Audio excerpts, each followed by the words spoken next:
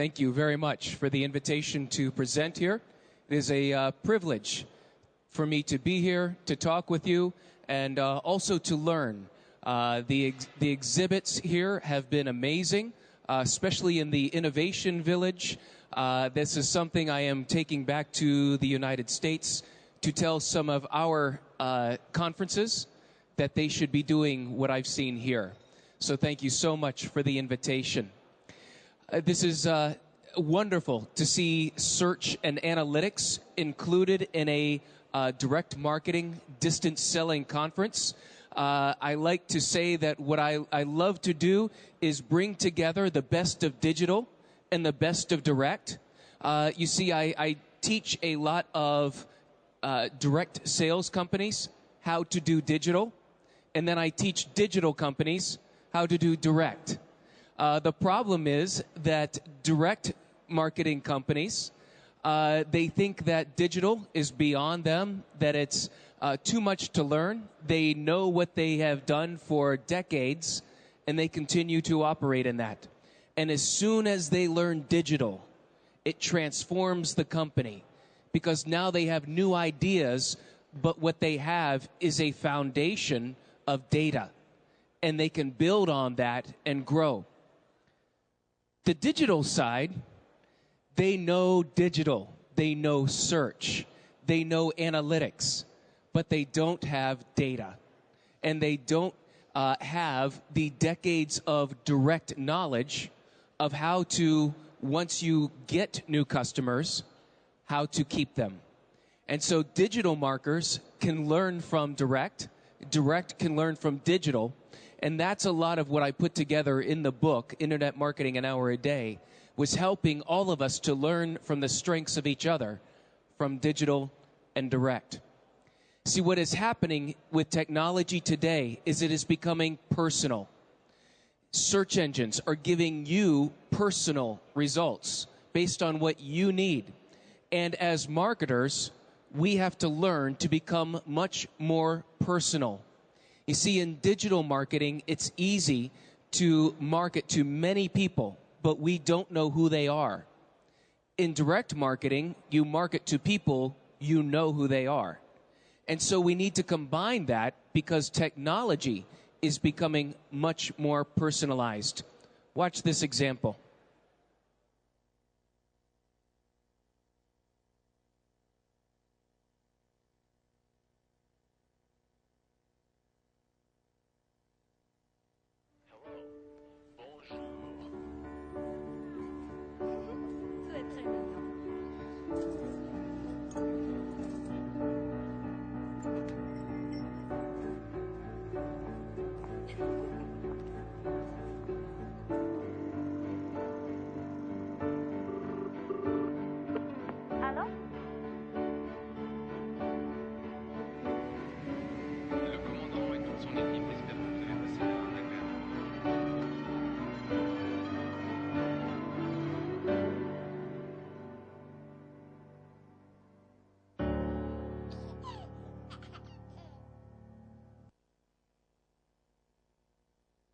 Next, thank you, Matt, for this introduction. And next, our first question about SEO KPIs and web analytics, please. This is a very good question. How many of you receive ranking reports? Where your keywords rank? Are you happy with those? You shouldn't be. Here's why. I like to say that keyword ranking reports, as well as reports that have page views, time on site, how many visitors, I like to call those caveman analytics. They're outdated. We need to evolve and do new analytics, understanding that our visitors come from many different places. And see, the basis of direct selling is understanding each channel and the value of each channel. We need to do the same in digital.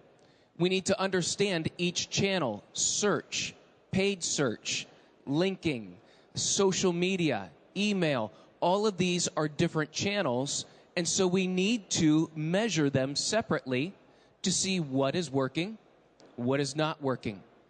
It all starts with understanding your goals. What do you want to do?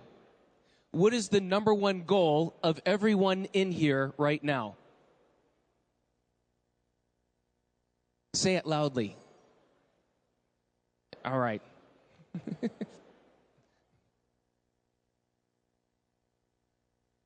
Make money. Make money. I find that those who know their number one goal say it very quickly, and they know exactly what they want to do. Those that know they want to make money are closer to making it than everybody else. Your number one goal is to make money. It's not to get website visitors.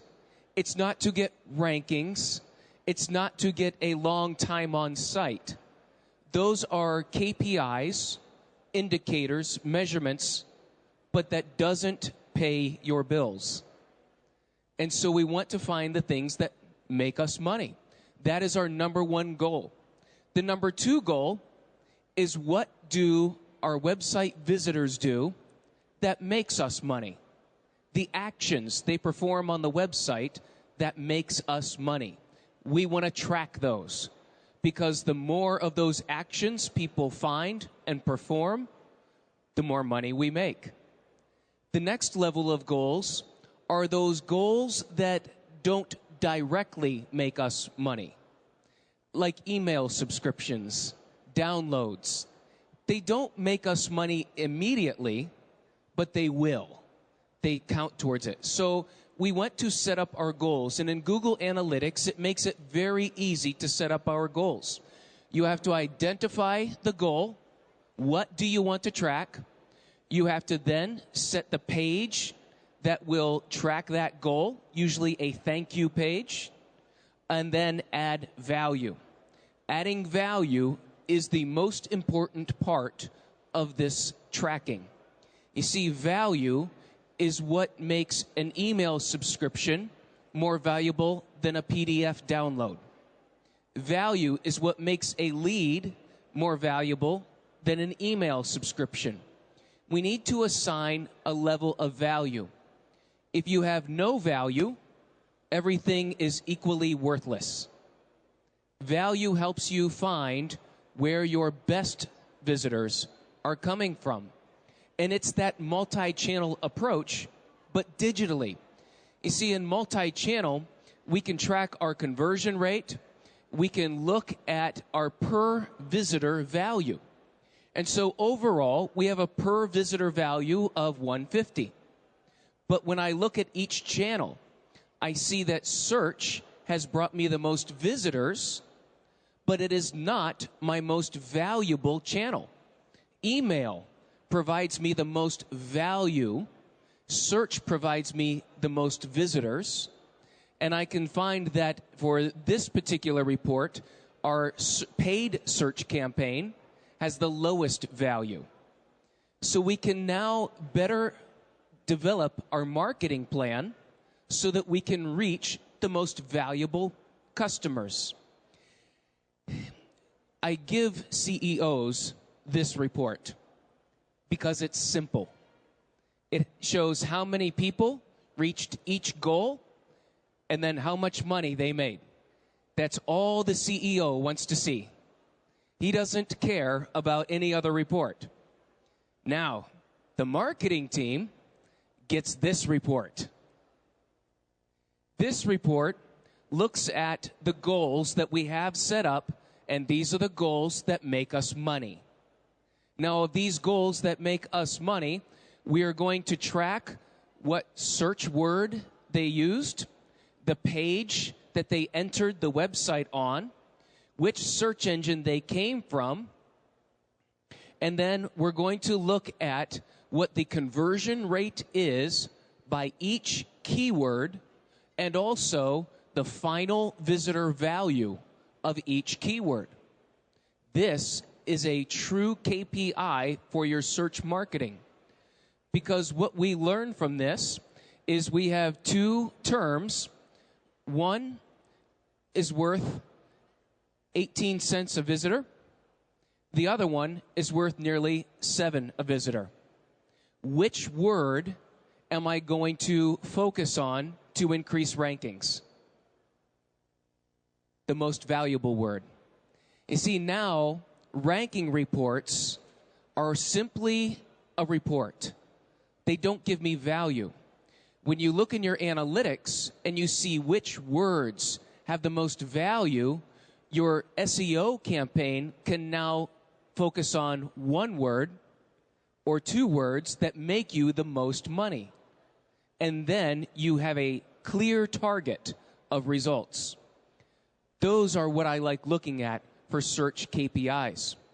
Also, what we look for regularly is to find the words that take people to different pages.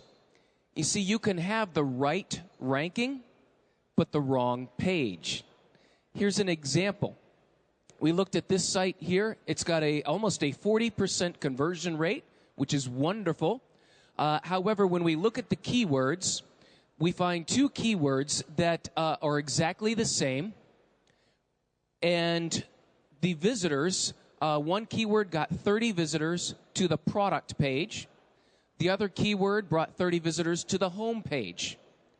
The difference is the product page has a 26% conversion. The home page has a 12% conversion for the same keyword. So now, again, my SEO has a clear purpose. I want people to go to the product page and not the home page, because I know my product page is a better salesperson than my home page. That's the KPIs that I look for to measure search performance. So number 1, understand that your rankings are only a KPI. They are not the goal. Find context to the numbers. Associate your keywords with their landing pages, with bounce rates, and with conversion rates and value. Look at the different channels, and if I could only have one report, it would be the one that I showed you before that I give to the marketing, where we look at the search term, the entry page, the bounce rate, conversion rate, and per visitor value. Because now I can start measuring individually rather than trying to figure out what to do and do everything. Thank you very much, Matt. Anybody has question about this topic? No questions? You can all go make money now. Vous pouvez poser vos questions en français. Hein. Je ne vous dirai pas que ça m'arrange, mais presque. Pas de questions? Quelque chose sur Twitter? Oh. Question dans la salle. What would you do if your website is not ranking for non-branded keywords? For non-branded? I love that. Non-branded is where I get people who don't know who I am. And there are more people that don't know a brand name than do know the brand name. And so that will be your best source of new visitors, new customers. I would much rather have non-branded keywords ranking. Okay, next question. Good afternoon. Google said yesterday that they are going to stop providing keyword data for connected users. Do you think it matters? The question is that Google has changed their policy yesterday. And if you are logged in to Google, it is now HTTPS. You are a secure user. Your keyword search will not be sent to your analytics. Now, this is very important. Google says this will only be 1% of users. From my opinion, it's terrible for marketers. Terrible for marketers, because now I can't improve my site based on what I'm seeing. But also, whenever Google has made changes like this, they usually change again. Big changes like this at Google never last long. The problem is if you have a paid campaign on Google, you will get keywords. So the message is from Google that if you are a paid advertiser, you will get keyword data from Google users. If you are a SEO, you get no keyword data from your users. So it's a mixed message that they are favoring the paid advertisers. And because of that, I don't think it will last. Good question. OK, encore une question? Encore plusieurs questions? No?